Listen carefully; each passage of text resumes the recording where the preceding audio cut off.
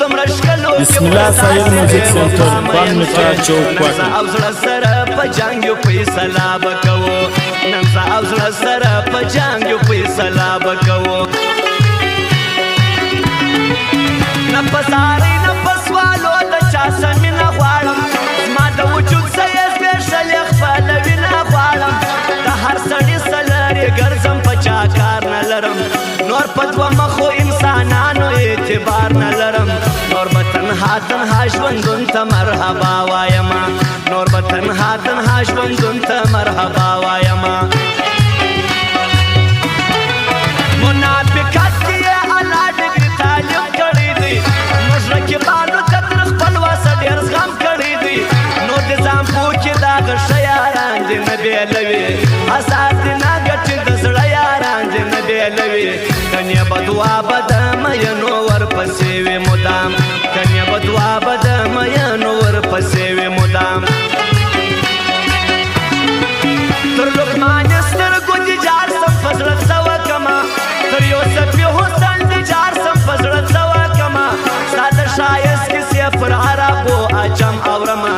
په هره خوله کې ستا صفت رقم رقم اورمه ستا پر وفا او پر حیا ټوله دنیا مینه ستا پر حیا او پر وفا ټوله دنیا مینه هیچا ته نه درېږي ژوند په خپله خوښه روان پښتون غرور مې په هر در کې ښه سرکشه روان زرې زرې سو چاته ټیټ نه سو یو څو سرونه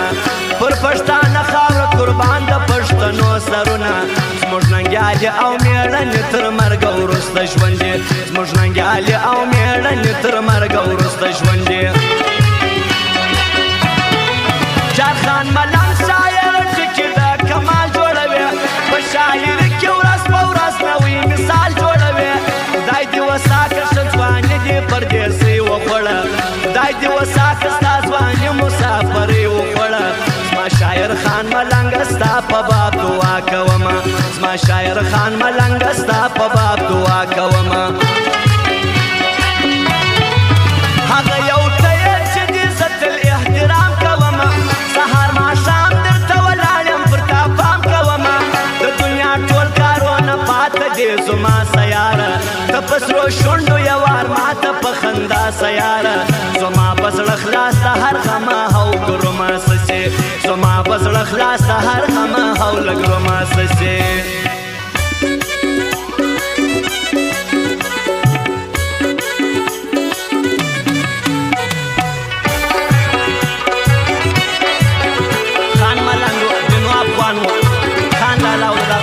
خاص فرمائے کہ سرد شاہد زلمی عنایت پٹھان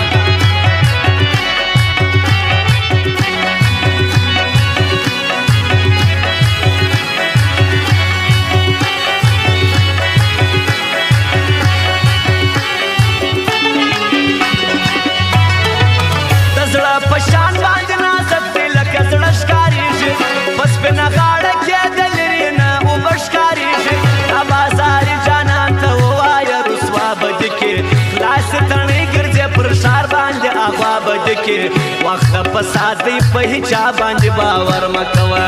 وقت پسات دی پہچا باندے باور مکوا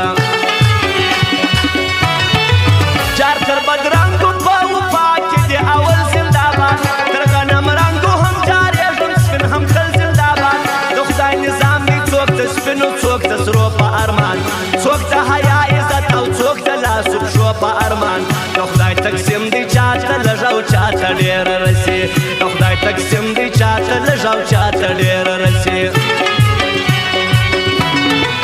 د لر او بر په غم جنډا غمخواران چیرې وو د پښتنو دا پنځه زره مشران چیرې وو زموږ ټکورونه ړنګېدل ستړي ستومان روان وو مهاجر نوم هم و یوازې افغانان روان وو د لر او بر ټولې نارې نن د رغو جنې سولې د لر او بر ټولې نارې نن د